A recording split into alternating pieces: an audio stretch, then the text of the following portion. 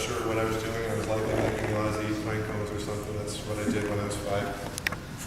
And suddenly I got bored and I looked off into the forest. As you probably remember, that house was surrounded by trees and forest and everything like that. And I looked off in the forest and I said to myself, you know what, I'm 5 now, and I think it's about time that I go and build myself my own house out in the forest, live there, maybe take a walk, play some kids, whatever.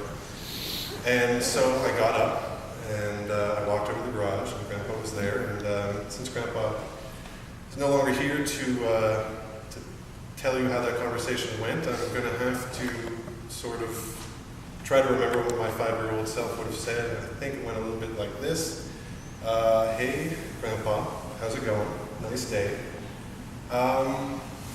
It's dawned on me that you and Grandma have sheltered me and taken care of me for as long as you probably should have by now. I'm a man, I'm 5 years old, and I'm going to go out there into the woods, and I'm going to build myself a cabin, and I trust that I have your blessing.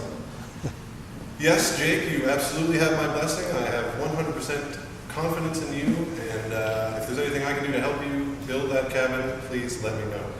I said, well, Grandpa, actually, I could use your best and sharpest wood-cutting axe for, cabin building. And he said, absolutely, here is my axe. It is freshly sharpened. You take that and go build yourself a cabin.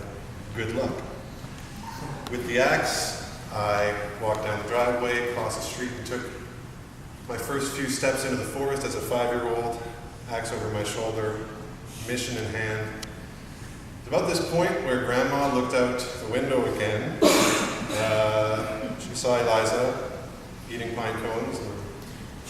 And then she looked a little farther down the street, and there I was, all 5 years old to me, walking into the tree line, axe over my shoulder. And, she got her winter coat on, went over to the garage, and Grandma has told me this conversation word for word, so trust me, this is not made up in any way. She walked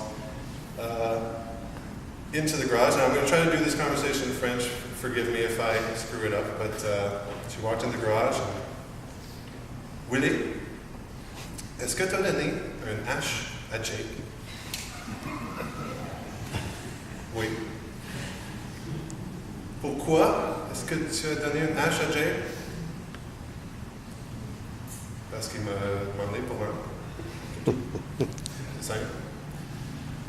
It's about 30 seconds later that I was walking back towards the house. I no longer had the axe. Grandma had taken that firmly into her hands and explained to me that I probably shouldn't be playing with one. And I think, hearing that story as a casual observer, you probably think that Grandpa maybe didn't care for me that much. He sent me off into the forest with an axe. But I think since we've all known Bill very well, we can say with absolute certainty that it wasn't for lack of caring or lack of love that Grandpa gave me that axe. It was his just unbelievable faith and love and confidence that he had in his grandchildren. And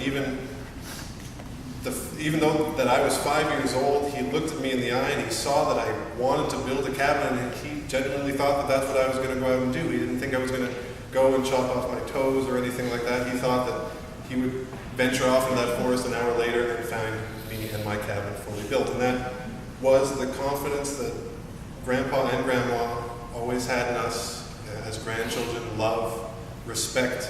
He treated me like a little man then. He treated me like a full-grown man a few years later. And every time we saw him, it was respect and love and confidence. And I think that's instilled in me, and that's instilled in all his grandchildren.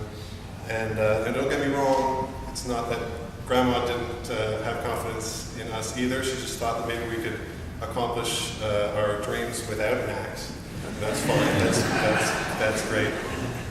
So just remembering stories like that about my grandpa, it just fills me with a lot of happiness rather than sadness. It is so sad that he's gone, but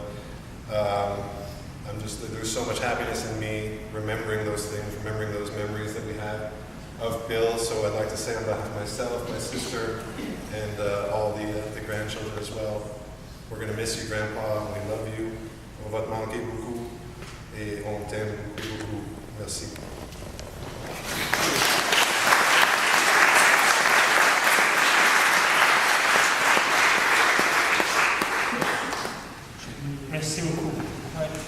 n'en apprend tous les jours, hein, de toutes sortes.